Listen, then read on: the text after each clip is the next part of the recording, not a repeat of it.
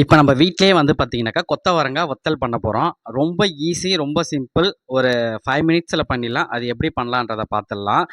இந்த வீடியோ வந்து ஃபுல்லா பாருங்க. ஸ்கிப் பண்ணி மட்டும் பார்க்காதீங்க. ஏன்னா உங்களுக்கு வந்து புரியாது. அதனால ஃபுல்லாவே பாருங்க. இப்போ வந்து பார்த்தீங்கன்னா, நம்ம கொத்தவரங்காய் வத்தல் செய்யறதுக்கு நம்ம வந்து ஒரு 300 கிராம் உள்ள கொத்தவரங்காய் எடுத்திருக்கோம். நல்லா பச்சை பசேல்னு இருக்கிற இந்த சொத்த கெத்த இல்லாத ஒரு கொத்தவரங்காவ நம்ம எடுத்திருக்கோம். எடுத்துட்டு இப்போ வந்து பார்த்தீங்கன்னாக்கா, நம்ம தண்ணீல வந்து நல்லா வந்து அத கழுவி எடுத்துக்கலாம். நல்லா கழுவி எடுத்துக்கணும். இதில வந்து பார்த்தீங்கன்னா, பழுத்த மாரி இருக்கக்கூடாது. முத்துன கொத்தவரங்காவும் இருக்கக்கூடாது. சொத்தையாவும் இருக்கக்கூடாது. அத மட்டும் நம்ம வந்து ஒரு தடவைக்கு 2 தடவ பார்த்துக்கலாம். இப்ப வந்து பார்த்தீங்கன்னாக்கா, நம்ம நல்லா வந்து கழுவிடணும்.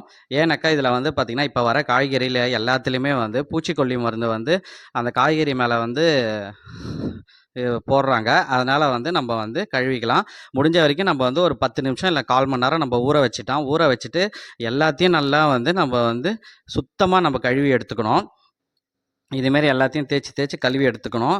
நல்லா சுத்தமா ஏன்னா நம்ம வந்து இது வந்து 6 மாதத்துலேருந்து 1 வருஷம் வரைக்கும் நம்ம வந்து ப்ரிசர்வ் பண்ணி வச்சுக்கலாம். அதனால வந்து சுத்தமா நம்ம வந்து கழுவி எடுத்துக்கணும்.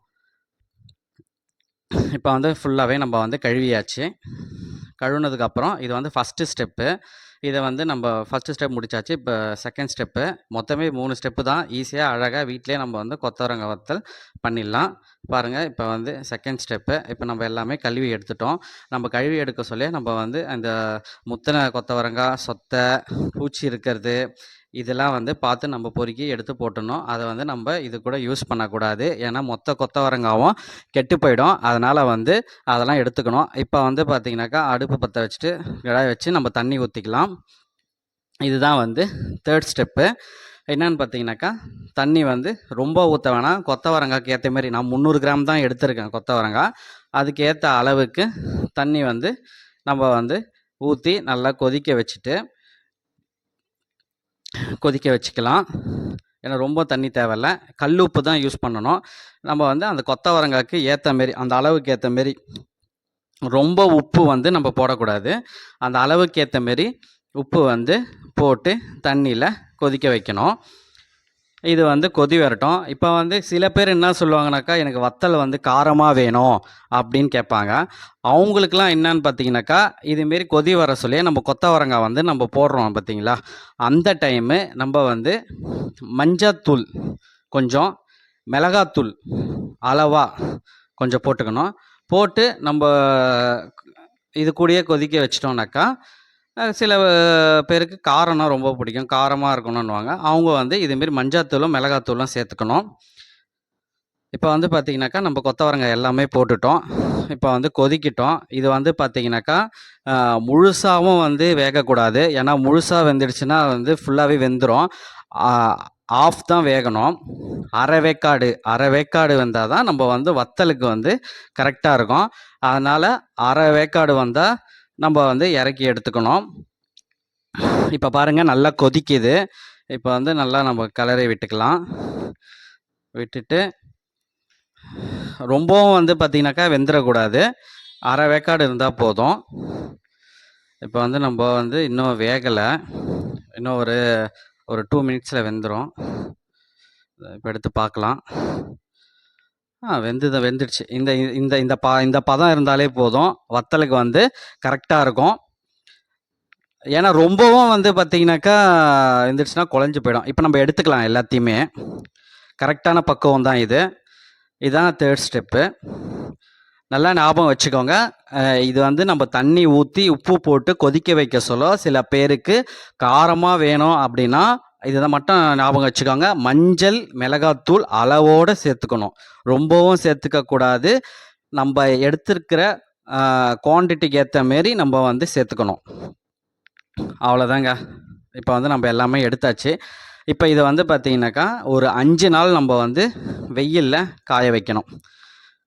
வெயிலில் காய வச்சுட்டா அவ்வளோதான், கொத்தவரங்காய் வத்தல் ரெடி. ரொம்ப ஈஸி, ரொம்ப எளிமை. இது வந்து பார்த்தீங்கன்னாக்கா 5 நிமிஷத்தில் பண்ணிடலாம். கொத்தவரங்காய் சீசன் டைமில் நம்மளுக்கு சீப்பாக கிடைக்கும். 1 கிலோவே வந்து பார்த்தீங்கன்னாக்கா 20 ருபீஸ்க்கே கிடைக்கும். அந்த டைம் நம்ம இதை வாங்கி நம்ம இதுமாரி வத்தல் போட்டு வச்சுக்கிட்டோம்னாக்கா, நம்ம வந்து 6 மாதத்துலேருந்து 1 வருஷம் வரைக்கும் நமக்கு வந்து ஃப்ரீஸ் பண்ணி வச்சுக்கலாம். இது வந்து மோர் சாதத்துக்கு, சாம்பார் சாதத்துக்கு, ரசத்துக்கு எல்லாத்துக்குமே வந்து கரெக்டாக இருக்கும். இது வந்து பார்த்தீங்கன்னாக்கா 2 நாளில் காஞ்சிருக்கு. கொஞ்சம் லைட்டாக கொஞ்சம் கொஞ்சமாக பச்சையாக இருக்குது, மீதெல்லாம் கொஞ்சம் காஞ்சிருக்கு. இது 2வது நாள். மேக்ஸிமம் 5 நாள்லேயே எல்லாமே காஞ்சிரும் உங்களுக்கு. ஏன்னா இப்போ வந்து வெயில் காலன்றதுனால சீக்கிரமாகவே காஞ்சிரும். அவ்வளோதான், ரொம்ப ஈஸிங்க. மொத்தமே 3 ஸ்டெப்பு தான் இது. இதை நீங்கள் வந்து வீட்டிலேயே பண்ணிக்கலாம். ரொம்ப சிம்பிள், எல்லாருமே பண்ணலாம். இப்போ வந்து இது வந்து பார்த்திங்கன்னா இது கூடயே வந்து நம்ம வந்து பார்த்துடலாம். இது 5வது நாள் நம்ம காய வச்சுருக்கோம். இது கூடயே எங்கள் இந்த கார்டன் பக்கத்தில் இது காய வச்சுருக்கேன். சரி, அப்படியே வந்து உங்களுக்கு வந்து இந்த கார்டனையும் காமிச்சிடலாம் அப்படின்ட்டு. இது வந்து பால்கனியில் ரொம்ப சிம்பிளாக சின்னதாக ஒரு கார்டன் வைக்கலாம் அப்படின்ட்டு வச்சது. ஏன்னா இப்போ வெயில் காலம், இப்போ வந்து செடிங்கெல்லாம் நிறைய வச்சா நல்லா வந்து கூலிங்காக இருக்கும், அதனால் வச்சுருக்கோம். பாருங்கள், எல்லாருமே இதேமாரி ஃபாலோ பண்ணுங்கள். எல்லார் வீட்லேயுமே செடியெலாம் வைக்கணும், ரொம்ப நல்லது. இப்போ வந்து பார்த்திங்கன்னா இது 5வது நாள். 5வது நாளில் வந்து காஞ்சிடுச்சு. அவ்வளோதான். இதை வந்து நம்ம எடுத்து ரொம்ப ரொம்ப ஈஸி. இது நீங்களும் ட்ரை பண்ணி பாருங்கள். 3 ஸ்டெப்பு தான். நம்ம கடையில் வாங்குறதுக்கு நம்ம வீட்டிலே பண்ணிடலாம். ரொம்ப ஹெல்த்தியாகவும் இருக்கும். நீங்களும் ட்ரை பண்ணுங்கள். ஓகே, இப்போ 7 நாள் ஆயிடுச்சு. நல்லாவே நம்ம கொத்தவரங்காய் காஞ்சிச்சு. இப்போ எண்ணெயில் போட்டு பொரிச்சிடலாம். எப்படி பொரியுதுன்றதை மட்டும் பாருங்கள். எவ்வளோ அழகாக காஞ்சிருக்கு பாருங்கள். இதை பாருங்கள், அவ்வளோதான், சூப்பராக வந்திருக்கு பாருங்கள். நல்லா பொரிஞ்சிருச்சு. அவ்வளோதான், ரொம்ப சிம்பிளுங்க. எல்லோரும் ட்ரை பண்ணி பாருங்கள். பார்க்கவே எவ்வளோ அழகாக இருக்குது பாருங்கள். இது வந்து நம்ம தயிர் சாதத்துக்கு, சாம்பார் சாதத்துக்கு, ரச சாதத்துக்கு எல்லாத்துக்குமே வச்சுக்கலாம். நல்லா வந்திருக்கு. ரொம்ப சிம்பிள். நீங்களும் ட்ரை பண்ணி பாருங்கள். ரொம்ப ஈஸி தான் இது. இப்போ இதை வந்து பார்த்திங்கனாக்கா நம்ம வந்து யார்கிட்டயாச்சும் கொடுத்து எப்படி வந்திருக்குன்றத டேஸ்ட் பண்ணி பார்க்கலாமா? யார்கிட்ட கொடுக்கலாம்? எங்கள் அப்பா இருக்கார், அவர்கிட்ட தந்து பார்ப்போம். கையில் பிடிச்சி சாப்பிட்டு பாருங்க. எப்படி இருக்கு? நல்லா இருக்கு. கரெக்டாக இருக்கா? எல்லாம் சாப்பிட நல்லா இருக்கா? ரொம்ப ஈஸிங்க. நீங்களும் ட்ரை பண்ணுங்கள். நெக்ஸ்ட் ரெசிபியில் பார்க்கலாம். ஓகே, தேங்க்யூ, பாய்.